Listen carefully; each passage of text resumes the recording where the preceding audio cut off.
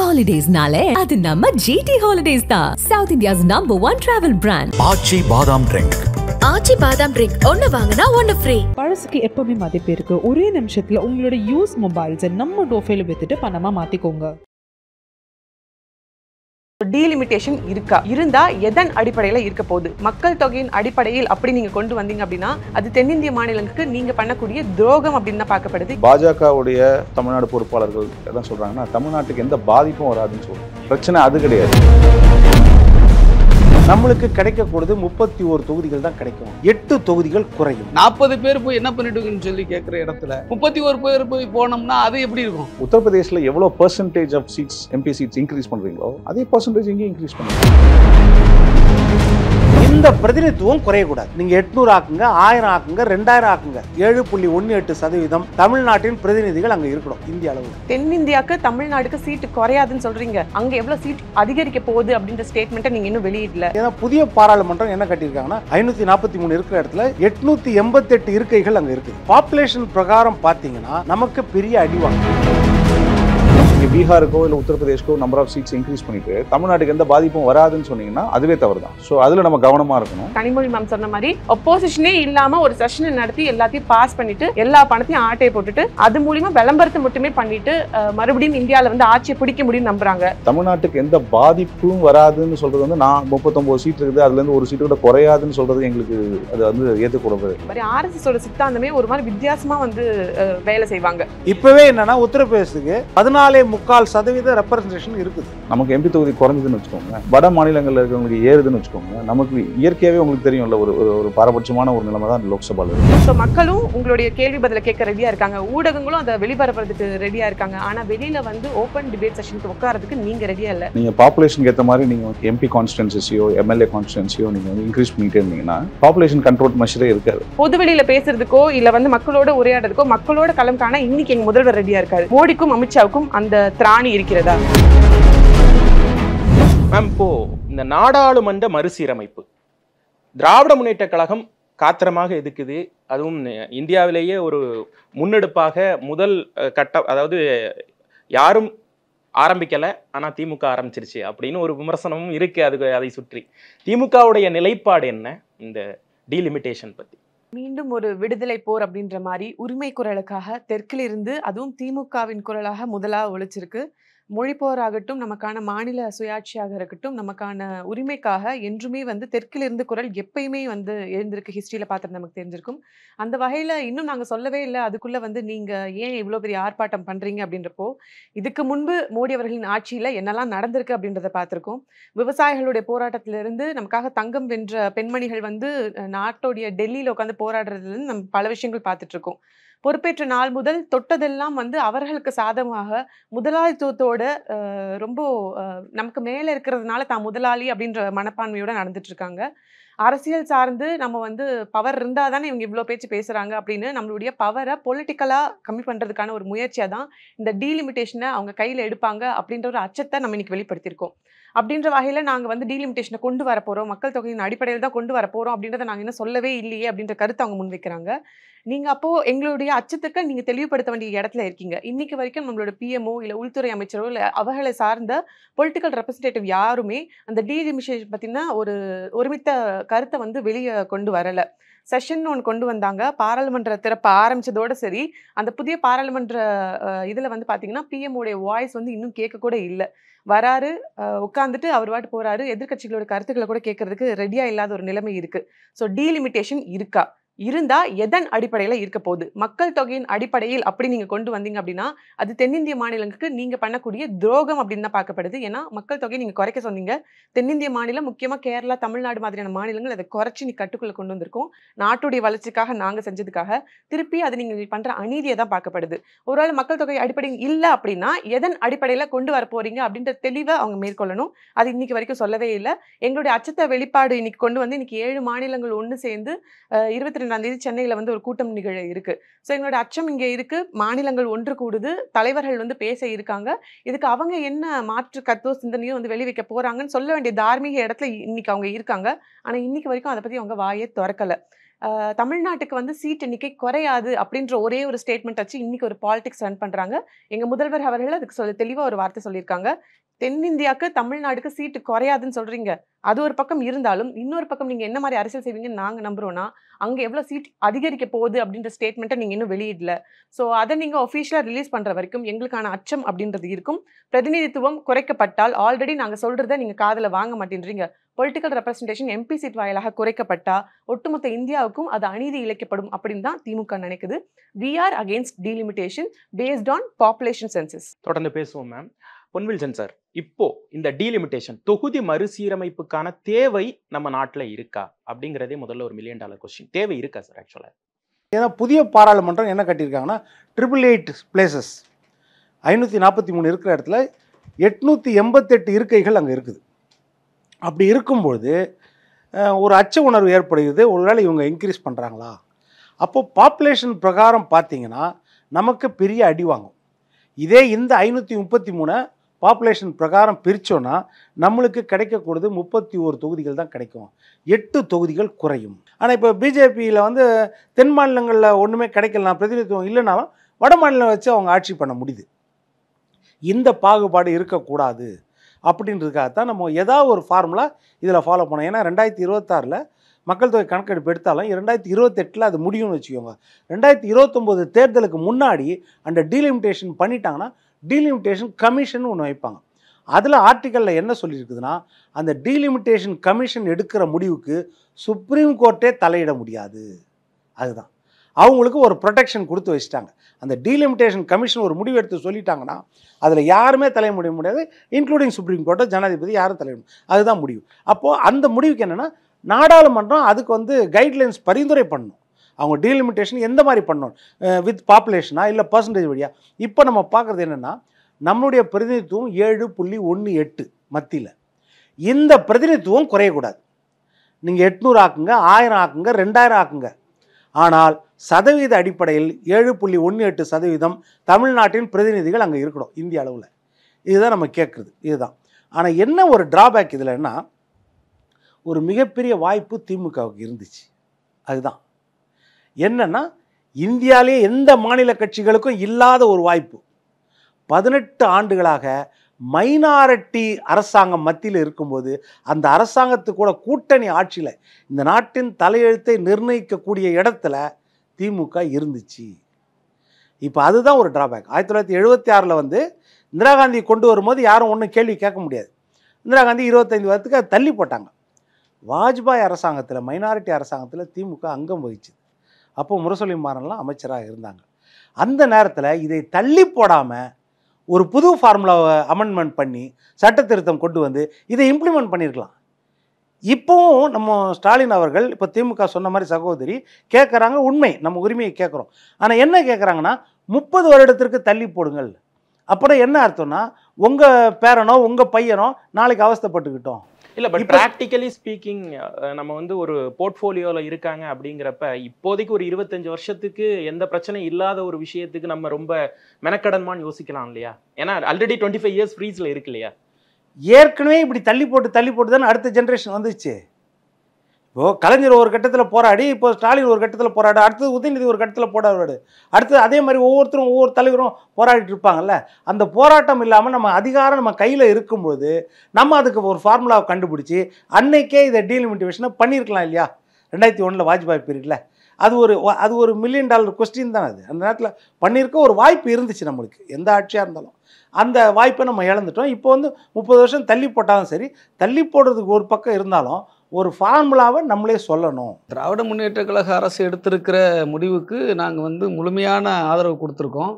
அந்த கூட்டத்தில் கூட கடந்த 5ஆம் தேதி நடந்த கூட்டத்தில் கூட நாங்கள் வந்து அந்த நிலைப்பாட்டை வந்து ஆதரிச்சிருக்கிறோம். இன்றைக்கும் போராட்டத்தில் நாங்கள் இருக்கோம். எங்களுடைய 2 எம்பிக்களும், எங்கள் தலைவர் டாக்டர் எழுச்சி தமிழரும், அண்ணன் துரை ரவிக்குமார் அவர்களும் இன்றைக்கி வந்து பாராளுமன்றத்தில் போராட்டத்தில் இருக்காங்க. டீலிமிட்டேஷன் வந்து கூடாது, அப்படி வந்து இருந்தால் இந்த கோரிக்கைகள் ஏற்கப்பட வேண்டும். சார் டீட்டெயிலாக சொன்னார் இல்லையா? அப்போ நம்ம குறைச்சம் சொன்னால் நம்ம வாய்ஸ் வந்து நெரிக்கப்படும். ஏற்கனவே நம்முடைய குரல்கள் வந்து நெரிக்கப்படுகிறது. எதுவும் வந்து கேட்கல. 40 பேர் போய் என்ன பண்ணிடுவீங்கன்னு சொல்லி கேட்டாங்க. 40 பேர் போய் என்ன பண்ணிடுவீங்கன்னு சொல்லி கேட்குற இடத்துல 31 பேர் போய் போனோம்னா அது எப்படி இருக்கும்? இப்போ நம்முடைய குரல்கள் அங்கே வந்து பெரிய அளவில் ஒலிக்கக்கூடாது, நம்முடைய உரிமைகளை கேட்பதற்கான வந்து உரிய பிரதிநிதித்துவம் இருக்கக்கூடாது என்பது பாஜக RSSனுடைய மிக முக்கியமான தெளிவான குறிக்கோளாக இருக்கிறது. ஆகவே இந்த டீலிமிட்டேஷனை பொறுத்தளவில் முழுக்க முழுக்க தென் மாநிலங்களுடைய உரிமைகள் பறிக்கப்படும். வந்து என்னன்னா, அவங்க இந்த தென் மாநிலங்களை நம்பி அவர்களுக்கு தென் மாநிலங்களில் கால் பதிக்க முடியல. அப்படியே கால் பதிச்சாலும் திருப்பி சறுக்கலை வந்து அவங்களுக்கு ஏற்படுது. பிஜேபி RSSக்கு இப்போ கர்நாடகாவாக இருக்கிறோம், அல்லது வந்து வேற தெலுங்கானாவாக இருக்கலாம், இந்த மாதிரி மாநிலங்களில். அப்போ வந்து தமிழ்நாட்டில் சுத்தமாக முடியல. அப்போ பின் வருவதை முன் உணர்ந்து முதல் குரல் கொடுத்து முதலில் எதிர்க்கிற ஒரு மாநிலமாக அவங்க மேடம் சொன்ன மாதிரி தமிழ்நாடு இருக்குது. அப்படி இருக்கும் பொழுது இதை நாம் வந்து உறுதியோடு எதிர்க்கணும். அதாவது என்னென்னா, 75 நெருக்கடி நிலை வந்த பிறகு மக்கள் தொகை அடிப்படையில் நீங்கள் குடும்ப கட்டுப்பாடு வந்து மேற்கொள்ளணும்னு இந்திய அரசு வந்து உத்தரவிட்ட பிறகு அதை தீவிரமாக செயல்படுத்திய மாநிலம் தமிழ்நாடு. அப்படி தீவிரமாக செயல்படுத்தியதற்காகவே அநீதிகளை எதிர்கொள்ளணுமா? இங்கே வந்து அவர்களுடைய பிரதிநிதித்துவம் இங்கே வந்து பாதிக்கப்படணுமா என்கிற ஒரு கேள்வி இருக்குது. இதையெல்லாம் தாண்டி நான் இன்னொரு வீவை வைக்க விரும்புகிறேன். என்னன்னு கேட்டிங்கன்னா, பிஜேபி RSSனுடைய நோக்கம் என்பது இங்கே மாநில அடிப்படையில் இருக்கிற மாநில மொழிகள் அடிப்படையில் இங்கே வந்து இருக்குல்ல, மொழிகள் அடிப்படையில் மாநிலம் இங்கே வரையறுக்கப்பட்டிருக்குல்ல. 1953 ஆந்திரா உருவானுச்சு. 56 தமிழ்நாடு, கேரளா, கர்நாடகா, அதுபோல் வந்து இந்தியா முழுக்க மொழியின் அடிப்படையில் மாநிலங்கள் உருவானது. இந்த எல்லையை தகர்க்க வேண்டும் என்பது பிஜேபியினுடைய நோக்கம், RSSனுடைய நோக்கம்.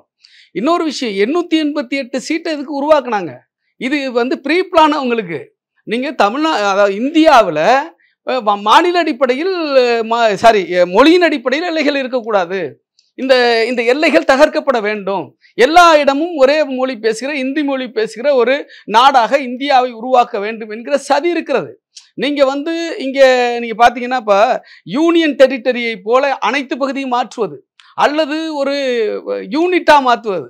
யூனிட்னா என்னன்னு கேட்டிங்கன்னா, எல்லா அதிகாரமும் வந்து சென்ட்ரல் கவர்மெண்ட்டுக்கு, ஒன்றிய அரசுக்கு, யூனியன் கவர்மெண்ட்டுக்கு. அப்போ யூனியன் கவர்மெண்ட் கூட கூப்பிட மாட்டாங்க, அதை கூட மாற்றுவாங்க. 368 ஆர்டிகல் 368 இருக்கு இல்லையா, அரசமைப்பு சட்டத்தை திருத்துவதற்கான ஆர்டிகல்.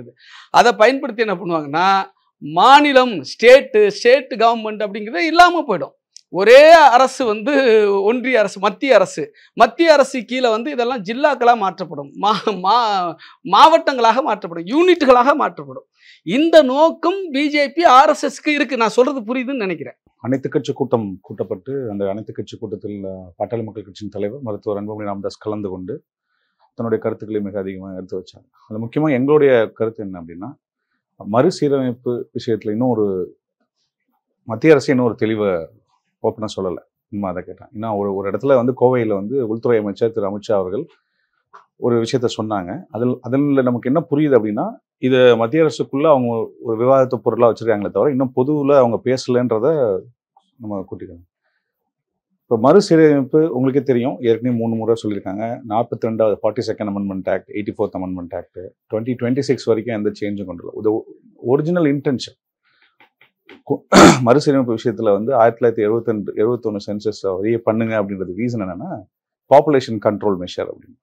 நீங்கள் யோசிச்சு பாருங்களேன், நீங்கள் ஒருவேளை நீங்கள் பாப்புலேஷனுக்கு ஏற்ற மாதிரி நீங்கள் வந்து எம்பி கான்ஸ்டிடுவன்சியோ எம்எல்ஏ கான்ஸ்டிடுவன்சியோ நீங்கள் வந்து இன்க்ரீஸ் பண்ணிகிட்டே இருந்தீங்கன்னா பாப்புலேஷன் கண்ட்ரோல் மெஷரே இருக்காது. இப்போ ஒவ்வொரு ஸ்டேட்டும் அவங்களுக்கு ரெப்ரசன்டேட்டிவ் ஜாஸ்தி வரணும், இல்லை அவங்க ஸ்டேட்டுக்குள்ள லெஜிஸ்லேட்டிவ் அசம்பிளி கான்ஸ்டிடுவன்சிஸை வந்து பாப்புலேஷனுக்கு ஏற்ற மாதிரி இன்க்ரீஸ் ஆகிக்கணும்னா கண்ட்ரோல் மெஷரே இருக்காது. பாப்புலேஷன் கண்ட்ரி டெவலப் ஆகணும்னா பாப்புலேஷன் கண்ட்ரோல் மெஷர் ரொம்ப முக்கியம். ஸோ இன்டென்ஷன் அதுதான். இன்றைக்கி நம்ம இன்க்ரீஸ் பண்ணாலும் அந்த இன்டென்ஷன் டிஃபீட் ஆகிடும். என்ன இன்டென்ஷனுக்காக அதை நம்ம வந்து அதே இருக்கட்டும் அதிகப்படுத்த வேணாம்னு நினைக்கிறோமோ, திருப்பி அதை இன்க்ரீஸ் பண்ணிங்கன்னா அப்புறம் பாப்புலேஷனுக்கு ஏற்ற மாதிரி ப்ரொபோர்ஷன் பேசுகிறதே இப்போ வந்து தேவையில்லாத ஒன்று தான் எங்களுக்கு. ஒருவேளை இன்க்ரீஸ் பண்ணணும், அதுக்கான லாஜிக்கல் ரீசன் இருக்குது அப்படின்னு முடிவு பண்ணாங்கன்னா தமிழ்நாட்டுக்கு எந்த பாதிப்பும் வரக்கூடாது. இப்போ பார்த்தீங்கன்னா 721 சீட்டாக இன்க்ரீஸ் ஆகும், இல்லைன்னா 753 சீட்டாக இன்க்ரீஸ் ஆகும். ஏற்கனவே பார்லிமெண்ட் லோக்சபாவில் வந்து 800க்கு மேலே சீட்டுகளை வந்து ஒதுக்கி தான் புது பார்லிமெண்ட் கட்டியிருக்காங்க. ஸோ இந்த மாதிரியான பிரச்சனைகள் இருக்கும்போது ஒரு வேளை இன்க்ரீஸ் பண்ணுறாங்க அப்படின்னா இன்னைக்கு இருக்கிற கணக்கில் எப்படி பார்த்தா தமிழ்நாட்டுக்கு 2 சீட்டு தான் இன்க்ரீஸ் ஆகும், கேரளாவுக்கு 1 சீட்டு குறையும். ஒட்டுமொத்த தென் தமிழகத்துக்கு இருக்கிற சீட்டில் 15 சீட்டு தான் இன்க்ரீஸ் ஆகும். அது மிக மிக மோசமான நிலைமையாகிடும். ஏன்னா தமிழ்நாட்டு பிரதிநிதித்துவம் மட்டும் இல்லை, தென் இந்தியாவுடைய மற்ற மாநிலங்களுடைய பிரதிநிதித்துவம் லோக்சபாவில் குறையும் அப்படின்றது நமக்கு நல்லாவே தெரியுது. ஆனால் உத்தரப்பிரதேஷ், பீகார் போன்ற மாநிலங்களுக்கு கிட்டத்தட்ட 40 சீட்டு 25 சீட்டுக்கு மேலே எம்பி சீட்டை இன்க்ரீஸ் ஆகிற நிலைமையில் இருக்குது. இது ஒரு மிகப்பெரிய தவறாக போயிடும் அப்படின்றது தான் எங்களுடைய நிலைப்பாடு. ஒருவேளை நீங்கள் மத்திய பிரதேஷ் இல்லை உத்தரப்பிரதேஷ், பீகார் இல்லை மற்ற மாநிலங்களுக்கு நீங்கள் வந்து பாராளுமன்ற தொகுதியை உயர்த்துறீங்க அப்படின்னா அங்கே எவ்வளோ பர்சன்டேஜ் உயர்த்துறீங்களோ அதே பர்சன்டேஜை நம்பர் ஆஃப் சீட்ஸை தமிழ்நாட்டுக்கும் உயர்த்தணும். நீங்கள் உலக அளவில் பார்த்தீங்கன்னா இப்போ யூகேலலாம் பார்த்தீங்கன்னா 5 லட்சம் பேருக்கு ஒரு எம்பி இருக்காங்க. 5 லட்சம் பேருக்கு ஒரு எம்பி இருக்காங்க. ஆனால் இந்தியாவில் பார்த்தீங்கன்னா சில இடத்துல 18 லட்சம் பேருக்கு ஒரு எம்பி, சில இடத்துல 25 லட்சம் பேருக்கு ஒரு எம்பி, சில இடத்துல அதை விட குறைவாக. இப்போ ப்ரொபோர்ஷனேட்டாக ரெப்ரசன்டேஷன் அப்படி இல்லை. ஒரு 18% பாப்புலேஷன், 18 லட்சம் பாப்புலேஷனுக்கு ஒரு எம்பின்றது வந்து ரொம்ப டிஃபிகல்ட். ஏற்றணுன்றது ஓகே, பட் ஏற்றுனீங்கன்னா ப்ரொபோர்ஷனேட்டாக தமிழ்நாட்டுக்கும் ஏற்றணும். பட் அதில் நிறைய ஸ்டாட்டிஸ்டிக்ஸ் நம்ம பார்க்கணும்ல சார். ஏன்னா லேண்ட்ஸ்கேப் அண்ட் டெமோகிராஃபிக்ஸ் ரொம்ப கிரிட்டிக்கலாக இருக்கேன் இந்த விஷயத்தில். நம்ம வந்து அதை வந்து ஒரு சமமாக கொண்டு போகிறது அப்படிங்கிறது ஒரு பெரிய டாஸ்க் இல்லையா? அதான் இப்போ இந்தியாவில் வந்து நீங்கள் எம்பி தொகுதிகளுடைய கணக்கெடுத்தாலும் சரி, அல்லது எம்எல்ஏ தொகுதிகளோட கணக்கெடுத்துட்டாலும் சரி, மாநிலங்களுடைய பரப்பளவு அல்லது மக்கள் தொகை கணக்கு நீங்கள் கணக்கெடுத்தாலும் சரி, ஓரளவு ப்ரொபோர்ஷனேட்டாக இருக்கணும்னு தான் இனிஷியலாக கான்ஸ்டியூஷனில் சொல்லியிருக்காங்க. அதன் அடிப்படையில் அவங்க வந்து எம்பி லோக்சபாலையும் சரி, எம்பி தொகுதிகள் ராஜ்யசபாலையும் சரி, அது அப்படி தான் அவங்க வந்து கணக்கு வச்சுருக்காங்க. நியர் பர்ஃபெக்டாக இருக்கிறதுக்குலாம் ரொம்ப டிஃபிகல்ட். பட் இன்னைக்கு இருக்கிற சர்க்கம்ஸ்டன்சஸில் ஒருவேளை உயர்த்தணும், டீலிமிட்டேஷன் கமிஷன் போட்டு அதை உயர்த்தணும் அப்படின்னா தென் மாநிலங்களுடைய கோரிக்கைகளை, தென் மாநிலங்களுடைய வந்து நிபந்தனைகளை, நியாயமான கோரிக்கை தான். நமக்கு எம்பி தொகுதி குறைஞ்சதுன்னு வச்சுக்கோங்க, வட மாநிலங்களில் இருக்கிறவங்களுக்கு ஏறுதுன்னு வச்சுக்கோங்க, நமக்கு இயற்கையாகவே உங்களுக்கு தெரியும்ல ஒரு பாரபட்சமான ஒரு நிலைமை தான் லோக்சபாவில் இருக்கும். ஸோ அதை நம்ம தவிர்க்கிறதுக்கு தான் நீங்கள் வந்து உத்தரப்பிரதேசில் எவ்வளோ percentage of seats MP seats increase பண்ணுறீங்களோ அதே பர்சன்டேஜ் இங்கேயும் இன்க்ரீஸ் பண்ணுங்க. இப்போ அவங்க சில பாஜகவுடைய தமிழ்நாடு பொறுப்பாளர்கள் என்ன சொல்றாங்கன்னா, தமிழ்நாட்டுக்கு எந்த பாதிப்பும் வராதுன்னு சொல்றாங்க. பிரச்சனை அது கிடையாது. ஹோம் மினிஸ்டர் கூட அது தவறு. அதான் சொல்றேன், தமிழ்நாட்டுக்கு எந்த பாதிப்பும் வராதுன்னு சொல்றது வந்து நான் 39 சீட் இருக்குது, அதுல இருந்து ஒரு சீட்டு கூட குறையாதுன்னு சொல்றது எங்களுக்கு அது வந்து ஏற்றுக்கூடவே இல்லை. நீங்க பீகாருக்கோ இல்லை உத்தரப்பிரதேஷ்க்கோ நம்பர் ஆஃப் சீட்ஸ் இன்க்ரீஸ் பண்ணிட்டு தமிழ்நாட்டுக்கு எந்த பாதிப்பும் வராதுன்னு சொன்னீங்கன்னா அதுவே தவறு தான். ஸோ அதில் நம்ம கவனமா இருக்கணும். நம்ம வந்து அதுதான் மருத்துவர் அன்புமணி ராமதாஸ் என்ன சொன்னாங்கன்னா, தென்னிந்திய மாநிலங்களின் முதலமைச்சர்களை நேரில் சந்தித்து அவர்களோட ஒரு குழுவா, தென் இந்தியாவில் இருக்கிற மாநிலங்களுடைய முதலமைச்சர்கள் ஒரு குழுவா வந்து மத்திய அரசை சந்தித்து பிரச்சனைகளும் வராமல் இருக்கணும் அப்படின்றத பாட்டாளி மக்கள் கட்சியின் தலைவர் மருத்துவர் அன்புமணி ராமதாஸ் அந்த அனைத்து கட்சி கூட்டத்தில் மிக தெளிவாக அவங்க சொன்னாங்க. தொடர்ந்து பேசுவோம் சார். பத்மபிரியா மேம், இப்போ முதல்வர் அவர்கள் வந்து ஒரு ஸ்டேட்மெண்ட் சொன்னார், தென் மாநிலங்களுடைய தலைக்கு மேலே கத்தி தொங்கிட்டு இருக்கு அப்படிங்கிற ஒரு ஸ்டேட்மெண்ட் சொன்னார். அதை அட்ரஸ் பண்ணி, டீலிமிட்டேஷன் அட்ரஸ் பண்ணி அதில் இருக்கக்கூடிய இம்பேக்ட்ஸ் என்ன அப்படிங்கிறதெல்லாம் பேசினார். ஸோ இதுக்கு பிஜேபி சைடில், மத்திய அரசு சைடில் என்ன ரெஸ்பான்ஸ் அப்படின்னு பார்த்தீங்கன்னா, குறிப்பிட்டு சொல்லணும்னா ஹோம் மினிஸ்டர் அமித்ஷா அவர்கள் ஒரு கடுமையான விமர்சனத்தை முன்வைக்கிறார். என்ன அப்படின்னா, முதல்வர் ஸ்டாலின் அவர்கள் வந்து தமிழக மக்களுக்கும் சரி, தென்னிந்திய மக்களுக்கும் சரி ஒரு தவறான புரிதலை கொண்டு போறாரு, டீலிமிட்டேஷன் பத்தி ஒரு தவறான புரிதலை கொண்டு போறாரு, இது வந்து மக்களுக்கு செய்யக்கூடிய துரோகம் அப்படிங்கிற ஒரு கடுமையான விமர்சனத்தை முன் வச்சிருக்காரு. உங்களுடைய பதில்? பொதுவாக தமிழகம் வந்து பாலிடிக்ஸ் பொறுத்த வரைக்கும் இத்தனை பேர் வந்து பிரிஞ்சிருந்து மக்களுடைய நலனுக்காக விவாதம் ஒன்று மேற்கொண்டோம். ஹெல்த்தியான ஒரு காம்படிஷன்றது தமிழ்நாட்டில் இருக்கு. நம்மை பார்த்து அண்டை மாநிலங்கள் வந்து நம்மளுடைய ஸ்கீம்ஸ்ல இருந்து நம்ம எடுத்துட்டு வர ஒவ்வொரு விஷயத்துக்கும் நமக்கான ரைட்ஸ் எல்லாத்தையுமே வந்து அவங்க பார்த்து இன்ஸ்பயர் ஆகி இப்போ வந்து எடுத்துக்கிற அளவுக்கு இன்னைக்கு தமிழகத்தோட ஆட்சி இருக்கு. திராவிடன் மாடல் ஆட்சி அப்படின்றது இந்தியாக்குள்ள பேசக்கூடிய பொருள் அப்படின்றத தாண்டி இன்னைக்கு உலக மேடைகள்ல பல நாடுகள் நம்மளுடைய திட்டங்களை பார்த்து அவங்க ஏத்துக்கிற லெவலுக்கு நம்ம இன்னைக்கு மாறி இருக்கோம். அமித்ஷா அவர்களும் சரி, மோடி அவர்களும் சரி, தமிழ்நாட்டு மக்களுக்கே ரொம்ப அதிக நாட்களாக இருக்கக்கூடிய ஒரு கேள்வி என்னன்னு பார்த்தீங்கன்னா, நீங்க பேச்சுக்கள் மூலியமா, ஒன் வே டாக் மூலியமா, பேட்டிகள் குடுக்குறது மூலியமா மட்டும் தான் எல்லா ஸ்டேட்டுக்கான கேள்விகளும், இல்ல உங்களுடைய எதிர்ப்பையும் வந்து தெரிவிச்சுட்டு இருக்கீங்க. இன்னும் வெளிப்படையா மீடியாவ சந்திக்கிறதுக்கும் நீங்க வரல. இல்ல பொதுப்படையா பார்லிமென்ட் செஷன்ஸ்ல ஓப்பன் டிபேட்டுக்கு எதிர்க்கட்சிகள் கேட்கக்கூடிய கேள்வி ஒண்ணுத்துக்கு கூட நின்னு இன்னைக்கு வரைக்கும் எதிர்த்து நின்னு விமர்சனமோ, இல்ல உங்களுடைய பிரதிநிதித்துவத்தையோ எங்கேயுமே காட்டல. முதல்ல நீங்க ஆளுங்கட்சியா, இந்தியாவ ஆளக்கூடிய ஒரு ஒன்றிய கட்சியா நின்னு மக்களுக்கு என்ன செஞ்சிருக்கீங்கன்னு ஓப்பன் சொல்றதுக்கோ, இல்ல எதிர்க்கட்சிகள் எழுப்புற விமர்சனத்துக்கு பதில் சொல்ற இடத்துலயோ, இன்னைக்கு வரைக்கும் மோடி அவர்களும், அமித்ஷா அவர்களும் ஒரு நாள் கூட வந்து நிக்கல அப்படின்றது நிதர்சனமான உண்மை. இந்தியா முழுக்க அந்த கேள்வி இருக்கு. இத்தனை 1000 கோடி போட்டு ஒரு பார்லிமென்ட் கட்டப்பட்டிருக்கு. ஆனா, அதுக்கு வந்து மேடம் திரௌபதி முர்மு அழைப்ப விடுக்காததுல இருந்து, அவங்க வந்து நின்னு எதிர்க்கட்சி கேள்விகளுக்கு வந்து பதில் சொல்லாததுல இருந்து பல விவாதங்கள் அவங்க மேலேயே இருக்கு. இன்னைக்கு நம்ம முதல்வர் மேலும் தமிழ்நாட்டின் மீதும் ஒரு குற்றச்சாட்டு வந்து அவங்க வைக்கிறாங்க. இன்னைக்கு தமிழ்நாட்டுக்கு, தமிழ் மொழிக்கு ஒரு பிரச்சனை வருது அப்படின்றப்போ, ஒரு குடையின் கீழ் இத்தனை பேரும் ஒண்ணு சேர்ந்து தமிழகத்துக்கு மட்டும் இல்ல, ஒட்டுமொத்த தென்னிந்தியாவுக்கும் இது இழைக்கப்படுற அநீதி அப்படின்னு வந்து பேசிட்டு இருக்கோம். இவ்வளோ நேரம் டீலிமிட்டேஷன் பத்தி மட்டும் பேசிட்டு இருக்கோம். அந்தந்த அரசியல் காலகட்டங்களுக்கு ஏற்றாற் போல ஏற்றப்படும் சட்டங்களும், திட்டங்களும் அந்த வருஷத்துக்கு அது சரியா இருக்கலாம். 10, 20 வருஷம் கழிச்சு அது வந்து சரியில்லாம போகலாம். அது அன்னைக்கு வந்து மறுசீரமைப்பு செய்ய வேண்டியது இருக்கு. ஸோ நம்ம டீலிமிட்டேஷனுக்கோ, கான்ஸ்டிடியூஷனுக்கோ அகெயின்ஸ்டா கிடையாது. We are requesting fair delimitation. எங்களுக்கு சரியான வகையில ஸ்டேட் ப்ரொபோர்ஷனேட்டை கொடுங்க அப்படின்னு தான் சொல்றோம். ஸோ அப்ப நம்ம அவங்க கூட ஆட்சியில இருந்தோம், இப்ப நம்ம இவங்க கூட ஆட்சியில இருந்தோம். இதை வந்து நம்ம அப்பவே சரி செஞ்சிருக்கலாமேன்றது வந்து அந்த காலத்துக்கு அது சரியா இருந்தப்போ நம்ம அவங்க கூட நின்று அதுக்கான விஷயங்கள் வந்து முன் வச்சோம். இன்னைக்கு அது தவறா தெரியும் போது முதல் குரல் தெற்கில இருந்து தமிழ்நாட்டில இருந்து உதிக்கிறது. அதனால நம்ம மக்களுக்கு, நம்ம மண்ணுக்கு, நம்ம மாநிலத்துக்கு எது வேணுமோ அதுக்காக தான் இன்னைக்கு வரைக்கும் தமிழ்நாடு தன்னுடைய குரலை வந்து உயிற்றிருக்கு.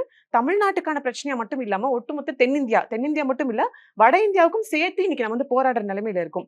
இது வெறும் எம்பி சீட்டா, வெறும் வந்து பார்டருக்கான பிரச்சனையா, ஸ்டேட்ஸ்க்கு நடுவில் இருக்க பிரச்சனையா, இல்ல டிஎம்கேக்கும் பிஜேபிக்கும் இருக்க பிரச்சனையா, தமிழ்நாட்டுக்கும் ஒன்றியத்துக்கும் இருக்கக்கூடிய பிரச்சனையா அப்படின்னு பார்த்தா இது பிரதிநிதித்துவத்துக்கான பிரச்சனை, நம்ம ரைட்ஸ்க்கான ப்ராப்ளம். உதாரணத்துக்கு எனக்கு முன்னாடி பேசின அண்ணன்மார்கள்லாம் தெளிவா ஒரு விஷயம் சொன்னாங்க. நம்ம ஸ்டேட் ப்ரொபோர்ஷனேட்காக தான் சண்டை போடுறோம். எம்பின்றது எவ்வளவு முக்கியம், எம்பி சீட்ஸ் நமக்கு குறைக்கப்பட்டாலோ இல்ல அவர்களுக்கு ஏற்றப்பட்டாலோ நமக்கு எவ்வளவுலாம் அநீதி இழைக்கப்படும் அப்படின்றத நம்ம காலங்காலமா வந்து சொல்லிட்டு இருக்கோம். மறுபடியும் வந்து இந்த மும்மொழி கொள்கையோ இல்ல இந்த டீலிமிட்டேஷனையோ நம்ம ஏன் கையில எடுக்கிறோம்னு பார்த்தா 40 எம்பி முழுசா நம்ம இங்க இருந்து அனுப்பியே நம்மளுடைய குரலுக்கு வந்து அவங்க செவி சாய்க்கிறது இல்ல. நம்ம எம்பிஸ்ல வந்து விவாதிக்கலாம் வாங்க அப்படின்னு சொல்லிட்டு பேப்பர் போட்டா கூட கண்டுக்காம அந்த அவையை வந்து ஒத்தி வச்சுட்டு போறாங்க, இல்ல அமளி பண்ணி அது காலி பண்ணிட்டு போயிடுறாங்க. இன்னைக்கு வரைக்கும் தமிழ்நாட்டுடைய, தென்னிந்தியாவுடைய கேள்விகள் ஒண்ணுக்கு கூட சரியா ஒன்றிய அமைச்சகம் பதில் சொல்லவே கிடையாது. இதெல்லாம் தாண்டி அது வெறும் எம்பி சீட்டா, வெறும் 40 பேரா அப்படின்னு பார்த்தா இல்ல, அது நம்ம பிரதிநிதித்துவம். நமக்கு கொடுக்கக்கூடிய ஃபண்ட் அலோகேஷன்ல ஆரம்பிச்சு நமக்கான ரைட்ஸ். உதாரணத்துக்கு நாளைக்கே வந்து ஒரு சட்டம் வந்து அமல்படுத்தப்படுது, ஓட்டெடுப்பு அப்படின்னு நடக்கப்படுதுன்னா வெறும் 4 மாநிலங்களை கை வச்சுக்கிட்டே இன்னைக்கே வந்து ஒட்டுமொத்த இந்தியாவும் தன்னுடைய அப்பன் வீட்டு சொத்து போல பிஹேவ் பண்ணிட்டு இருக்கக்கூடிய ஒன்றிய பாஜக அரசு இப்போ ஒட்டுமொத்த இந்த பொலிட்டிக்கல் ரெப்ரசன்டேஷனும் அவங்க பக்கம் எம்பி சீட்ஸ் இன்க்ரீஸ் பண்றது மூலியமா நாளைக்கு நம்ம என்னதான் ஒட்டுமொத்த தென்னிந்தியாவும் ஒரு லா பாஸ் பண்றாங்க அப்படின்னா அதுக்கு அகெயின்ஸ்டா நம்ம ஓட்டு போட்டாலும் அவங்க கிட்ட இருக்க நம்பர் ஆஃப் எம்பி சீட் அதிகப்படுத்திட்டா போதும், நம்மளுடைய குரலுக்கு அவங்க செவி சாய்க்கணுன்ற அவசியமே இல்லை. இன்னைக்கே ப்ராப்பரான ரெப்ரசன்டேஷன் இருக்கும் போதே நம்ம சொல்ற ஒரு விஷயத்துக்கு கூட நமக்கு வந்து பதில் சொல்ல மாட்டேன்றாங்க. நம்மள கேட்காமலே நிறைய பில்ஸ் பாஸ் பண்றாங்க. உதாரணத்துக்கு இந்த ஃபார்ம் பில்லே வந்து அதுக்கு ஒரு பெரிய எக்ஸாம்பிள். ஒட்டுமொத்த இந்தியாவுமே எதிர்த்து, தென்னிந்தியா மட்டும் இல்ல, ஒட்டுமொத்த இந்தியாவும் எதிர்த்து பஞ்சாப்ல எவ்வளவு பெரிய ப்ரொட்டஸ்ட் இருந்தது, தமிழ்நாட்டுல இருந்து எவ்வளவு விஷயம் போகுதுன்னு நம்ம பார்த்துட்டு இருந்தோம். இப்படி நம்ம குரல் இருக்கும் போதே, நம்மளுடைய பிரதிநிதித்துவம் இருக்கும் போதே, நம்மளை கேட்காமலே நம்மளுடைய இந்தியாவில என்ன நடக்கணும்ன்றத முடிவு பண்ணக்கூடிய டிசைடிங் அத்தாரிட்டியா வெறும் பணமும் பவரும் மட்டுமே வச்சுக்கிட்டு இவங்க இவ்வளவு பண்றாங்க அப்படின்னா பிரதிநிதித்துவம் குறைக்கப்பட்டா இன்னும் என்னெல்லாம் ஆகும் அப்படின்ற உரிமை குரலை தான் இன்னைக்கு தமிழ்நாட்டுல இருந்து எழுப்பியிருக்கோம். ரொம்ப சாதாரணமா சொன்னா இது வந்து நீங்க தென்னிந்தியால இருந்து தான் சொல்ல போனா இந்தியாவுக்கு தேவையான எல்லா டாக்ஸ் மணியும் வந்து போயிட்டு இருக்கு. இன்னும் சொல்ல போனா நாங்க கௌரவமா சொல்லிப்போம், எங்களுடைய சவுத் இந்தியால இருந்து மட்டும்தான் நாங்க கொடுக்கக்கூடிய வரி பணத்தை வச்சுதான் நீங்க ஒட்டுமொத்த இந்தியாவையும் பீஸ்ஃபுல்லா வந்து பேலன்ஸ் பண்ணி ரன் பண்ணிட்டு இருக்கீங்க. அந்த அளவுக்கு நம்ம வந்து மனித உழைப்பையும் சரி, நமக்கான வளங்களும் சரி, நம்மளுடைய பணமும் சரி, இந்தியாவுடைய வளர்ச்சிக்காக இன்னைக்கும் நம்ம கொடுத்துட்டு இருக்கோம். நம்ம பணத்தை நம்ம கொடுத்துட்டு திருப்பி கேட்கறதுக்கே வந்து நம்ம போராட வேண்டியது இருக்கு. உதாரணத்துக்கு அண்மையில நடந்த அந்த எஜுகேஷன் NEP-க்கு அகேன்ஸ்ட் நம்ம நின்னதுனால சமகிர சிக்ஷாக்காக PMSRIக்கு நீங்க வந்து மும்மொழி கொள்கையை ஒத்துக்கிட்டா மட்டும்தான் உங்களுக்கான இந்த 2152 கோடியை நாங்க விடுவிப்போம் அப்படின்னு சொல்லிட்டு நம்ம குழந்தைங்களோட கல்வியில கை வைக்க வந்தாங்க. ஸோ இப்படி நமக்கு தேவையான ஒவ்வொரு விஷயத்துக்கும் நம்ம போராட வேண்டிய நிலைமையில இருக்கும். நாம கோடி கோடியா வந்து டாக்ஸ் பண்ணி நம்ம கொடுத்துட்டு இருக்கோம். அவங்க நியாயமா திருப்பி கொடுக்க வேண்டிய பணத்துக்கு ஒவ்வொரு துறைக்கும் நம்ம சண்டை போட்டு வாங்க வேண்டியது இருக்கு. இன்னும் சொல்ல போனா நம்ம கொடுக்க வேண்டிய பணத்தை அவங்க எப்படிலாம் நமக்கு திருப்பி கொடுக்குறாங்கன்னு பார்த்தா, ரயில்வே பட்ஜெட்டுக்கு உதாரணத்துக்கு 3 வருஷத்துல தமிழ்நாட்டுக்கு கொடுத்த ஃபண்ட் மட்டும் 19,000 கோடி. ஆனா உத்தரப்பிரதேசம்ன்ற ஒற்றை மாநிலத்துக்கு ஒரே ஒரு வருஷத்துக்கு மட்டும் 19,850 கோடி. நமக்கு 3 வருஷத்துக்கு கொடுக்க வேண்டிய ரயில்வே பட்ஜெட்டை அந்த ஒரு மாநிலத்துக்கு மட்டும் ஒரே ஒரு வருஷத்துல கொடுத்து முடிச்சிடுறாங்க. நேஷனல் ஹைவேக்கு 2021ல இருந்து 2024 வரைக்கும் 4 வருஷத்துல தமிழ்நாட்டுக்கு 22,000 கோடி கொடுத்திருக்காங்க. ஆனா உத்தரப்பிரதேசத்துக்கு 23-24ன்ற ஒரே வருஷத்துக்கு மட்டும் 28,000 கோடி வந்து ஒதுக்கி இருக்காங்க. இது மட்டும் இல்லாம 100 நாள் வேலை திட்டத்துல வந்து நமக்கு 3,000 கோடி இன்னும் அவங்க தர வேண்டியது இருக்கு. இது மட்டும் இல்லாம ஜல்ஜீவன் திட்டத்துக்கு இன்னும் 3,000 கோடி நமக்கு நிலுவையில இருக்கு, இன்னும் வரவே இல்லை. பல பேர் வந்து இன்னைக்கு ஸ்டிக்கர் ஒட்டுறாங்க. தமிழ்நாட்டுல வந்து என்ன திட்டம் வந்து நிறைவேற்றப்பட்டாலும், என்ன சட்டத்திட்டங்கள் கொண்டு வந்து மக்களுக்கு அது ரீச் ஆனாலும், இது மத்திய மாநில அரசு கூட்டா செய்ய வேண்டிய இடத்துல இருக்கு.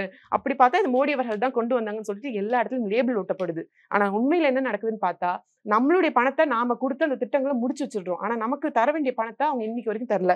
உதாரணத்துக்கு சொல்ல போனா, பிரதான் மந்திரி நகர்ப்புற வளர்ச்சி திட்டம் PMAG கீழே 2021-22ல மட்டும் அவங்க கொடுக்க வேண்டிய அமௌண்ட்ன்றது 46%. நம்ம ஸ்டேட் கவர்மெண்ட் கொடுக்க வேண்டியது 54%. 22-23ல பாத்தீங்கன்னா அவங்க 44, நம்ம 56. 23-24ல அவங்க 41, நம்ம 59. இந்த டேட்டா அப்ப நீங்க பாத்தீங்க அப்படின்னா, மத்திய அரசு கொடுக்க வேண்டிய பணத்தை கொஞ்சம் கொஞ்சமா குறைச்சிட்டே வராங்க. மாநில அரசோட பணத்தை அதிகமா இன்க்ரீஸ் பண்ணிட்டே வராங்க. அப்படி அவங்க கொடுக்க வேண்டிய பணத்தையும் நமக்கு கொடுக்காம கிட்டத்தட்ட 3,000 கோடி நிலுவையிலே இன்னும் வச்சிருக்காங்க. அப்போ நாங்க உங்களுக்கு கொடுக்க வேண்டிய காசை நீங்க ஸ்டேட்டுக்கு தர வேண்டிய காசையே நீங்க தர மாட்டேன்றீங்க. ஒவ்வொரு துறைக்கும் எங்க மந்திரிகளும் எங்களுடைய எம்பிஸும் இங்க தமிழ்நாட்டுல இருந்து போய் போராட வேண்டியது இருக்கு. அப்பயே நீங்க தரல. உதாரணத்துக்கு இந்த 2,000 கோடிக்கு இப்ப நம்ம பட்ஜெட்லயே வந்து ஒதுக்கிட்டாங்க. 10,000 கோடி கொடுத்தாலும் எங்களுக்கு வேண்டாம், எங்க பிள்ளைங்களோட கல்வியை நாங்க பாத்துக்கிறோம், கடன் சுமை அதிகமானாலும் பரவாயில்லை, நாங்க பாத்துக்கிறோம் சொல்லிட்டு இப்ப இந்த 2,000 கோடி ரிலீஸ் பண்ணிட்டாங்க. இது மட்டும் இல்லாம அவங்களும் நாமளும் சேர்ந்து செய்ய வேண்டிய திட்டங்கள்ல எல்லா திட்டத்தையும் நம்ம ஸ்டேட் கவர்மெண்ட் காசு வச்சு இம்ப்ளிமெண்ட் பண்ணிடுறோம். ஆனா அவங்க தார்மீகமா கொடுக்க வேண்டிய காசையும் கை வைக்கிறாங்க. சோ இப்படி நமக்கு கொடுக்க வேண்டிய ஃபண்ட்ல ஆரம்பிச்சு, நம்மளுடைய மொழியில ஆரம்பிச்சு, நம்மளுடைய மாநில உரிமையில கை வைக்கிற அளவுக்கு இன்னைக்கு இவ்வளவு தூரம் தரங்கீட்டத்தனமா அவங்க கீழே இறங்கி வந்திருக்காங்க. காரணம் என்னன்னா, நம்ம எது கொண்டு வந்தாலும் தென்னிந்தியாவில இருந்து மட்டும்தான் வந்து உரிமை குரல் அப்படின்றது எழுப்பப்படுது.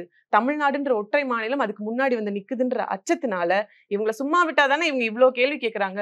இவங்களுக்கு அடுத்தடுத்து நம்ம நெருக்கடியை கொடுப்போம்னு சொல்லிட்டு நீங்க நல்லா பாத்தீங்கன்னா தெரியும், ஒவ்வொரு 3 மாசத்துக்கு தடவை 6 மாசத்துக்கு ஒரு தடவை ஒரு சின்ன பிரச்சனை, ஒரு பெரிய பிரச்சனைன்னு மாத்தி மாத்தி ஃபோக்கஸ் பண்ணி கொண்டு வந்துட்டு இருப்பாங்க.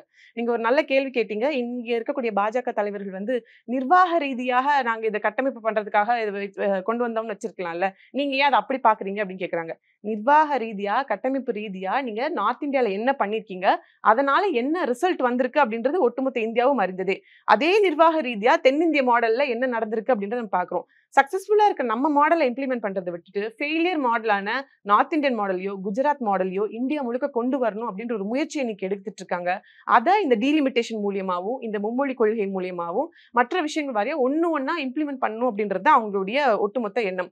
ஆக மொத்தம் நாங்க மேல இருக்கிறதுனால எஜமானத்துவத்தோட நாங்க நடந்துப்போம், நாங்க சொல்றதை மட்டும்தான் நீங்க கேட்கணும், ஒரே மாதிரியான நாடு, ஒரே மாதிரியான தேர்தல், ஒரே மாதிரியான மொழி, ஒரே மாதிரியான உணவு, உடை அப்படின்றத கொண்டு வராங்க.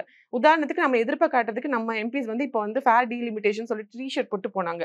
இத்தனை நாள் அதே செஷனுக்குள்ள வந்து காவி நிறத்துல அவங்களுடைய சிம்பிள்ஸை போட்டு என்னென்னமோ வந்து அவங்க ட்ரெஸ்ஸிங்ஸ் போட்டு உள்ள போனப்போ அவங்க அலோவ் பண்ணாங்க. ஆனா நியாயமா நமக்கு கிடைக்க வேண்டிய விஷயத்த ரெப்ரசென்ட் பண்றதுக்காக நம்ம அங்க போகும்போது நம்மளுடைய குரல் வந்து ஒடுக்கப்படுது. அதாவது ஒட்டுமொத்த தமிழ்நாடும் 40 பேரை ஒருமித்த குரலை செலக்ட் பண்ணி அமைச்சு ஒரு மாநிலத்தோட குரலை இன்னைக்கு ஒன்றிய அமைச்சம் அப்படின்றது வந்து குரவலையை நிறைக்கிற ஒரு விஷயத்த பண்ணியிருக்காங்க. ஸோ வெறும் மீடியா டிபேட்ஸ்ல மட்டும் ஒன் வே ஸ்டாண்டா மட்டும் அவங்க பேட்டி கொடுத்துட்டு இருக்காங்களே தவிர்த்து பொதுவெளியில வந்து எங்க கூட ஆரோக்கியமான ஒரு டிபேட்டை வைக்கிறதுக்கு ஒன்றிய பாஜக அரசு தயாரா இல்லை.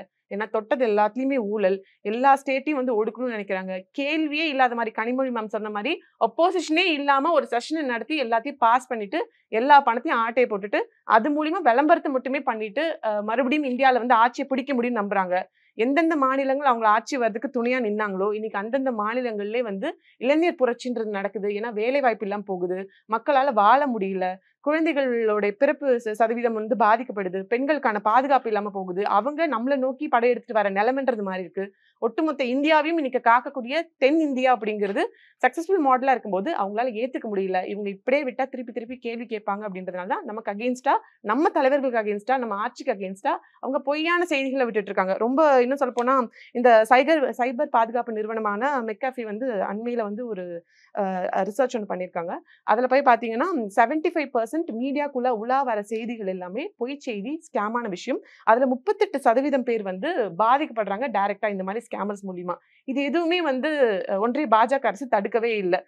டிஜிட்டல் இந்தியா அப்படின்ற பேர்ல பணப்புழக்கத்தை இன்க்ரீஸ் பண்றதுக்கான விஷயங்களை மட்டுமே செஞ்சாங்க தவிர்த்து சைபர் ரிலேட்டடான விஷயங்கள், இன்னும் சொல்லப்போனா அவங்க தான் இந்த மாதிரி சைபர் ரிலேட்டடான பிரச்சனைகள் வந்து இந்தியா முழுக்க உலக வர்றதுக்கும் பொய் செய்திகள் பரப்புறதுலையும் நம்பர் 1ல வந்து ஒன்றிய பாஜக அரசு சார்ந்தவர்கள் தான் இன்னைக்கு இந்தியா முழுக்க இருக்காங்க அப்படின்றது அண்மையில வந்து ஆய்வறிக்கையில கூட வெளியில வந்திருக்கு. பட் ஃபேர் டீலிமிட்டேஷன் போராட்டத்தை வந்து இங்க ரீசெண்டா வந்த பல மத்திய அமைச்சர்கள், அது அமித்ஷா சார் ஆகட்டும், சிங் ஷெகாவத் சார் ஆகட்டும், அவங்க எல்லாம் என்ன சொல்றாங்க அப்படின்னா டிஎம்கேயுடைய தோல்விகளையும் ஊழல்களையும் மறைக்க தான் இந்த மாதிரியான ஒரு போராட்டங்களை முன்னெடுத்து அவங்க வந்து அதெல்லாம் மறைக்க பாக்குறாங்க அப்படிங்கிற விமர்சனத்தை முன்வைக்கிறாங்க. மறைக்க பாக்குறவங்க தான் வந்து யாரும் ஓப்பனா மீடியா முன்னாடி வராம, மக்களை டைரக்டா சந்திக்காம, எந்த மாநிலங்களோட முதல்வருக்கிட்டையும் டைரக்டா வந்து பேச்சுவார்த்தைக்கு இறங்காம, ஒரே ரூம்குள்ள இருந்துட்டு மீடியா மூலியமா மட்டும்தான் மக்களை கனெக்ட் பண்ணிப்பாங்க. பொய் சொல்றவங்க, புறம்பா நடந்துக்கிறவங்க மட்டும்தான் அந்த மாதிரி பின்பத்தை காட்டுவாங்க. இன்னைக்கு நம்ம ஃபேர் டீலிமிட்டேஷன் கேட்டோம், மும்மொழி கொள்கை கேட்டோம், எல்லா இடத்துலயும் திமுக மட்டும் அல்லாது மற்ற எல்லா தோழமை கட்சிகளும் பாத்தீங்கன்னா பொதுவெளியில மக்கள் கிட்ட மேடை போட்டு அவங்க என்ன பண்றாங்கன்றத சொல்ற அளவுக்கு எங்களுக்கு கட்ஸ் இருக்கு. ஆனா நீங்க சொன்ன மாதிரி அவங்களை ரெப்ரசென்ட் பண்ற இடத்துல இருந்து வர ஆட்கள் யாருன்னு பாத்தீங்கன்னா மோடி அவர்களும் அமித்ஷா அவர்களும். அது டைரக்டா தமிழ்நாட்டுக்கு வந்து பேச மாட்டாங்க. மற்ற மாநிலங்கள்ல அவங்க எலெக்ஷன் கேம்பெயினுக்கு வரும்போது, ரோட் ஷோ வரும்போது நம்ம மாநிலத்தை பத்தி அங்க பேசிட்டு போவாங்க. உனக்கும் எனக்கும் பிரச்சனை, உனக்கு தைரியம் தான் எங்க முன்னாடி வந்து நின்று நாங்க என்ன தப்பு பண்ணோம் அப்படின்னு சொல்லணும். இல்ல எங்க முதல்வரை டைரக்டா சந்திச்சு நீங்க பண்றதெல்லாம் தப்பு, நாங்க இவ்வளவு சரியா பண்ணிருக்கோம், நீங்க ஏன் இதை சரியா பண்ணல அப்படின்னு நீங்க ரிப்போர்ட்டோட காட்டலாம். அவங்களுடைய ஸ்டாட்டிக்ஸ் என்னன்னு பாத்தீங்கன்னா, இப்போ எனக்கு முன்னாடி பேசினவங்க சொன்ன மாதிரி ஆர்எஸ்எஸோட சித்தாந்தமே ஒரு மாதிரி வித்தியாசமா வந்து வேலை செய்வாங்க. கலவரத்திலையும் கூச்சல் குழப்பத்திலையும் தான் ஆட்சி அமைப்பாங்க. குட்டையை குழப்பி அதுல மீன் பிடிக்கணும்னு பார்ப்பாங்க. இதுதான் அவங்க டைவர்ஷன் ஸ்ட்ராட்டஜிக்ஸ். அப்படி பார்த்தோம்னா தமிழ்நாட்டு மேல ஏதாவது பிரச்சனை இருக்கு, தமிழ்நாட்டு முதல்வர் மேல பிரச்சனை இருக்கு, நம்ம திராவிடியன் மாடல் ஸ்கீம்ஸ் ப்ராஜெக்ட்ஸ்ல பிரச்சனை இருக்கு, நம்ம மடை மாற்றத்துக்காக செய்யறோம்னு சொல்றாங்கல்ல, ஏன் 1-to-1 விவாதத்துக்கு நீங்க வர மாட்டேங்கிறீங்க? தமிழ்நாடே இன்னைக்கு ரெடியா இருக்கு உங்களுடைய கேள்வி பதில்களை வந்து கேட்டு தெரிஞ்சுக்கிறதுக்கு. we are ready to answer. ஆனா எந்த இடத்துலயும் நீங்க வந்து பொதுவெளியில மக்களையோ மீடியாவையோ சந்திக்கிறதுல ரெடியா இல்ல. இன்னும் சொல்ல போனா ஒன்றிய பாஜக அரசு பொறுப்பேற்ற நாள் முதல் பத்திரிகை சுதந்திரம் எவ்வளவு தூரம் தடுத்து நிறுத்தப்பட்டிருக்கு அப்படின்றது உலக அரங்கே இன்னைக்கு பேசக்கூடிய ஒரு நிலைமை இருக்கு. எவ்வளவோ ரிப்போர்ட்ஸ் வந்து அனாலிசிஸ் பண்ணி வந்து விட்டுருக்காங்க. பத்திரிகை சுதந்திரம், ஊடகவியல் சுதந்திரம் வந்து கம்மியாயிட்டே போகுது இந்தியால அப்படின்னு. சோ மக்களும் உங்களுடைய கேள்வி பதில கேட்க ரெடியா இருக்காங்க, ஊடகங்களும் அதை வெளிப்பரப்புறதுக்கு ரெடியா இருக்காங்க. ஆனா வெளியில வந்து ஓப்பன் டிபேட் செஷனுக்கு உட்காரதுக்கு நீங்க ரெடியா இல்ல. சோ நீங்க தான் மடைமாற்ற விஷயம் செய்றீங்களே தவிர்த்து மக்களுக்கு மட்டும் இது ஆட்சி சார்ந்த பிரச்சனை, திமுக ஆட்சிக்கு இது பிரச்சனை அப்படின்னா அது மக்கள் விவாத மேடையா மாத்தணும்ன்ற அவசியம் இல்லையே. இன்னைக்கு தமிழ்நாடு முழுக்க எல்லா டிஸ்ட்ரிக்ட்ஸ்லயும் வந்து ஒவ்வொரு சின்ன சந்துல கூட டீலிமிட்டேஷனுக்கும் மும்மொழி கொள்கைக்குனால தமிழ்நாட்டுக்கு என்ன பிரச்சனை வருது அப்படின்றத மக்கள் எழுச்சியா மாத்தணும்னு முயற்சிட்டு இருக்காங்க. எந்த ஒரு காலகட்டத்திலும் எந்த ஒரு தலைவரும் செய்யாத விஷயமா நம்மளுடைய முதல்வர் அவர்கள் நாங்க மட்டும் இதுக்கு குரல் கொடுத்தா பத்தாது, ஒட்டுமொத்த தமிழகமா நம்ம வந்து ஒரு குரல்ல ஒழிக்கலாம்னு சொல்லிட்டு அனைத்து கட்சி கூட்டத்துக்கு ஏற்பாடு பண்ணி எல்லாருடைய ஆலோசனையும் வாங்கிட்டு இன்னைக்கு அனைத்து எல்லா ஸ்டேட்டோடைய மினிஸ்டர்ஸையும் அவங்களோட சிஎம்சியும் கூப்பிட்டு ஒரு கூட்டம் வந்து அமைக்கலான் இருக்காங்க. இந்த ஒரு முயற்சி அப்படின்றது தமிழ்நாட்டுக்கான முயற்சி மட்டும் இல்லையே, எல்லா ஸ்டேட்டுக்கான குரலா வாங்க இந்த ஒன்றிய பாசிச சக்திக்கு எதிராக நம்ம குரல் கொடுப்போம் அப்படின்னு சொல்லிட்டு ஒரு தலைவர் பொதுவெளியில வந்து ஒரு கூட்டத்தை, அதாவது பீப்புள் மூமெண்ட்டை கிரியேட் பண்ணணும்ன்ற அவசியம் இல்லை. ஸோ அவர்கிட்ட அந்த நெஞ்சுரம் இருக்கிறதுனால, நேர்மை இருக்கிறதுனால மட்டும்தான் இன்னைக்கு அவரால் அதை செய்ய முடியுது. பொதுவெளியில பேசுறதுக்கோ இல்ல வந்து மக்களோட உரையாடுறதுக்கோ மக்களோட களம் காண இன்னைக்கு எங்க முதல்வர் ரெடியா இருக்காரு. மோடிக்கும் அமித்ஷாவுக்கும் அந்த திராணி இருக்கிறதா? டைரக்டா மக்களை பாதிக்கக்கூடிய ஒரு பெரிய இம்பாக்டா மக்களுக்கு புரியுற மாதிரி ரொம்ப ரியாலிட்டிக்கா கிரவுண்ட் லெவல்ல என்ன நடக்கும்? இல்லை அதுதான், அதாவது தென் மாநிலங்களின் பிரதிநிதித்துவம் குறைஞ்சிரும், மத்தியில் தென் மாநிலங்களின் முக்கியத்துவம் குறைஞ்சிரும் இன்னைக்கு இருக்கிற இந்த ஃபார்முலா படி பண்ணாங்கன்னா. பட் அவங்களால ஃபார்முலாவை மாற்ற முடியும். ஏன்னா லா அமெண்ட்மெண்ட் பண்ணி அவங்களுக்கு டீலிமிட்டேஷன் கமிஷனுக்கு கைட்லைன்ஸ் கொடுக்க வேண்டியது பாராளுமன்றத்தின் பொறுப்பு தான். அதிலே சட்டத்திலே ஆனால் அம்பேத்கர் அப்படி தான் எழுதியிருக்காரு. பாராளுமன்றம் இயற்றக்கூடிய கைட்லைன்ஸை வச்சு தான் டீலிமிட்டேஷன் கமிஷன் வந்து அதை இம்ப்ளிமெண்ட் பண்ணணும், தொகுதியை சீரமைக்கிறது அப்படின்னு கொடுத்துருக்காரு. அப்போ வந்து நம்ம ஈஸியாக கொடுத்துடலாம். ரெண்டு விஷயம்தான். ஒன்று, maximum limit of population per MP வச்சுருங்க, மினிமம் லிமிட் வைக்காதீங்க, அவ்வளோதான். நீங்கள் 10 லட்சத்துக்கு ஒரு எம்பி வைங்க, இல்லை 5 லட்சத்துக்கு ஒரு எம்பி வைங்க, தமிழ்நாட்டில் 50,000க்கு ஒரு எம்பி இருக்கட்டும். First point condition maximum limit of population per MP. Second point percentage representation should not be altered. அவ்வளோதான், வேற எதுவுமே கிடையாது. இப்போவே என்னன்னா உத்தரப்பிரதேசத்துக்கு 14.25% ரெப்ரசன்டேஷன் இருக்குது. நீங்கள் மக்கள் தொகை அடிப்படையில் ஈக்குவலாக பிரிக்கணும்னு நினச்சா 25% உத்தரப்பிரதேசம் பிரதிநிதித்துவம் அங்கே போயிடும். 78% இன்க்ரீஸ் ஆகும். அப்போது ஆக்சுவலாக பார்த்தீங்கன்னா உத்தரப்பிரதேசத்துக்கு அதிகமாகும். பீகாருக்கும் ராஜஸ்தானுக்கும் இப்போ குறைவாக இருக்குது. அவங்க 2 பேருக்கும் 100% ஏறும் மக்கள் தொகை அடிப்படையில் போட்டால். அப்போது ரெப்ரசன்டேஷன் அவங்க டபுள் ஆகிடும். அப்போ தமிழ்நாட்டிற்கு 7%, 7.18 இருக்குது, 5% குறைஞ்சிரும். அதனால் இந்த 2 கண்டிஷன் அவங்க போட்டாங்கன்னா ஒன்றும் பிரச்சனை இல்லை. அதை வந்து அமித்ஷா சொல்கிறார். அமித்ஷா வந்து சொன்னார், ப்ரோரேட்டா அடிப்படையில் தான் நாங்கள் பண்ண போகிறோம் அப்படின்னாரு. பட் அதை எக்ஸ்பிளைன் பண்ணல. இப்போ விகிதாச்சார அடிப்படை ப்ரோரேட்டா அப்படிங்கிற அந்த வேர்டு இருக்கு இல்லையா, அதனுடைய அர்த்தம் என்னவா இருக்கும்? அது பாப்புலேஷன்ல தானே சார் வந்து நிற்கும். அக்கார்டிங் டு பாப்புலேஷன்ல விகிதாசாரமா இல்லை ரெப்ரசன்டேஷன்ல விகிதாசாரமா? இந்த 2 விஷயம்தான். ஸ்டேட்ஸ் ரெப்ரசன்டேஷன்ல விகிதாச்சாரம் ஃபாலோ பண்றீங்கன்னா கரெக்ட். பாப்புலேஷன்ல விகிதாச்சாரம்னு சொன்னீங்கன்னா அது எங்களுக்கு பாதிப்பு. அவர் கட் அண்ட் ரைட்டா வந்து பாப்புலேஷன்ங்கற வேர்டை தவிர்த்துட்டாரு. அவர் பாப்புலேஷன்ங்கற வேர்டை யூஸ் பண்ணலையே. அதுதான் அப்படிங்கற ஒரு வேர்டை மட்டும். அதுதான் அந்த ப்ரோரேட்டா எதுக்காக? இப்போ ஒரு கோடு இருக்குது, இந்த கோடை அழிக்க மாட்டோம், தமிழ்நாட்டின் கோடை அழிக்க மாட்டோம், பக்கத்துல பெரிய கோடை போட்டுக்கிட்டா இது சின்ன கோடை ஆயிடுமா இல்லையா? அதை தான் நம்ம சொல்றோம். பெரிய கோடு என்ன போடுறீங்களோ அதே இது சதவீதத்தில் இந்த கோடையை இன்க்ரீஸ் பண்ணுங்கன்றோம். புதிய நாடாளுமன்ற வளாகம் திறந்தப்பவே பிரதமர் மோடி அவர்களுடைய பேச்சுல ஒரு வேர்டு வந்து சொல்லியிருந்தாரு, நாடாளுமன்ற விரிவாக்கம் அப்படிங்கிறது வந்து காலத்தின் தேவை அப்படின்னு. நம்ம அதை கட்டிடமா நம்ம வந்து அசியூம் பண்ணிக்கிட்டோம். பட் நம்பர்ஸா பாக்குறப்ப அங்க 800+ சேர்ஸ் இருக்கு அப்படிங்கிறப்ப, ஸோ அப்பவே வந்து அவர் வந்து அதுக்கான விதையை போட்டுட்டார் இல்லையா? இட்ஸ் கைலி அப்பவே ஒரு விவாத பொருள் ஆயிருக்கணும், அப்பவே இந்த போராட்டம்லாம் நடந்திருக்கணுமா? இல்லை இப்போ இருக்கிறது ஏர்லி ஸ்டெப் தானா? அப்பவே அவங்கள அதுக்கான மூவ் தானே பண்ணிட்டு இருந்தாங்க. இல்லை, இப்போ தான் நெருங்கி வருது. இப்போ 2026 தான் எடுத்து ஆகணும் அப்படின்றதுக்காக வருது. அதனால் நம்ம பண்ணுறோம். இன்னும் ஆனால் முடிவெடுக்கலை. மத்திய அரசாங்கமும் இன்னும் முடிவெடுக்கலை. அவங்களும் வந்து இப்போது ஒரு கன்சல்டேஷனில் தான் இருப்பாங்க எந்த மாதிரி செய்கிறது. ஏன்னா அவங்களும் நம்ம வந்து நம்ம பார்வையில் நம்ம சொல்கிறோம், அவங்களும் ஒரு பார்வை என்ன இருக்குன்னா அப்படி ஒரு மாநிலத்தை புறக்கணிக்கணுன்ற எண்ணமும் அவங்களுக்கு இருக்காது. இப்போ நம்ம ஆல் இண்டியா லெவலில் பார்த்தீங்கன்னா சுத்தமாக தென் மாநிலங்களை நம்ம புறக்கணிச்சிடலாம் அந்த எண்ணம் இருக்குமானா இருக்காது. ஏன்னா தென் மாநிலங்களும் அவங்க கட்டுப்பாட்டில் இருக்கணும்னு பார்ப்பாங்க தான் அவங்க. அதனால் நம்ம ஆங்கிளில் நம்ம பேசுகிறோம், நம்ம உரிமையை விட்டு கொடுத்துடக்கூடாது, ஒரு சந்தேகத்தின் அடிப்படையே பேசுகிறோம். ஏன்னா எல்லா விதத்துலையும் அவங்க வந்து சமரசம் ஆகக்கூடாது. they can easily swipe in majority அப்படிங்கிற மாதிரியான ஒரு வாதம் இருக்கு இல்லையா? அதை வந்து அரசியல் விமர்சகர்கள் வந்து குறிப்பிட்டு சொல்றாங்க. ஸோ மெஜாரிட்டி அவங்க புறக்கணிக்க வேணாம், பட் மெஜாரிட்டியை வந்து இதுல கெயின் பண்ணிட்டு போயிடுவாங்கல்ல, அந்த எலக்டோரல் கெயின் இருக்கு இல்லையா? அதை நம்ம கன்சிடர் பண்ணல. எலக்டோரல் கெயின் இருக்கும். கடந்த காலத்தில் காங்கிரஸை காப்பாற்றினது தென் மாநிலங்கள் தான். இப்போ அதை நீங்கள் பார்க்கணும். எல்லா இடத்துலையும் அடி வாங்கினாங்க எமர்ஜென்சி முடிஞ்ச பிறகு. எல்லா இடத்துலையும் அடி வாங்கும்போது தென் மாநிலங்கள் தான் எமர்ஜென்சி பீரியட்லேயே தென் மாநிலங்கள் தான் அவங்கள காப்பாற்றியது. அப்படி இருக்கும்போது அதையும் அவங்க பார்ப்பாங்கல்ல. ஆனால் நம்ம முன்னெச்சரிக்கையோ நம்ம சொல்கிறது நம்மளுக்கு உரிமை, அது கரெக்ட் தான், அது நம்ம சொல்கிறது. இன்னொரு பக்கம் பார்த்தீங்கன்னா பட்டியலின மக்களுக்கு பழங்குடியின மக்கள் ரெப்ரசன்டேஷன் எந்த அளவுக்கு இருக்கும்ன்றது தெரியாது. ஏனென்றால் பட்டியலின மக்களுக்கு 79 தொகுதி 543, இன்னைக்கு 79 தொகுதி அவங்களுது, 14.5%. தமிழ்நாட்டில் 7 MP தொகுதிகள் பட்டியலின மக்களுக்கு. அதே மாதிரி பார்த்தீங்கன்னா 41 தொகுதிகள் பழங்குடியின மக்களுக்கு, 7% அவங்க ரெப்ரசன்டேஷன், 14.5 SC, 7% ST. அப்போ நீங்கள் இதுவும் பாதிக்கும்ல. இப்போ இந்த ரெப்ரசன்டேஷனும் அதே விகிதாச்சார அடிப்படையில் கூட கொடுக்கணும் அந்த மக்களுக்கு. அப்போ அதையும் நம்ம பார்க்கணும். இன்னொரு பக்கம் பெண்களின் பிரதிநிதித்துவம், அதுவும் இந்த இதில் வரும். 2029 டார்கெட் வச்சுருக்காங்க. இப்போ வரையறைக்கு அப்புறம் தான் பெண்களின் பிரதிநிதித்துவம், அந்த பெண்களின் பிரதிநிதித்துவம் வரணும் நம்மளுக்கு. இப்போ இதெல்லாம் இன்க்ளூட் ஆகணும்னா நீங்கள் ஒரு புது ஃபார்முலா இந்த மாதிரி கண்டுபிடிச்சாதான் நீங்கள் முடியும், இம்ப்ளிமெண்ட் பண்ண முடியும் அப்படின்றது அதில் நம்ம தெளிவாக இருக்கிறோம். அவ்வளோதான். அதில் அது வந்து கடந்த காலங்களில் அந்த சட்டத்தில் அமெண்ட்மெண்ட் கொண்டு வந்திருக்கலாம் அப்படின்றது ஒன்று. ஹாலிடேஸ்னாலே அது நம்ம GT ஹாலிடேஸ் தான், சவுத் இந்தியாஸ் #1 டிராவல் பிராண்ட். ஆச்சி பாதாம் ட்ரிங்க். ஆச்சி பாதாம் ட்ரிங்க் ஒன்னு வாங்கினா ஒன்னு ஃப்ரீ. பழசுக்கு எப்பவுமே மதிப்பு இருக்கு. ஒரே நிமிஷத்துல உங்களோட யூஸ் மொபைல்ஸை நம்ம டோஃபேல வித்துட்டு பணமா மாத்திக்கோங்க.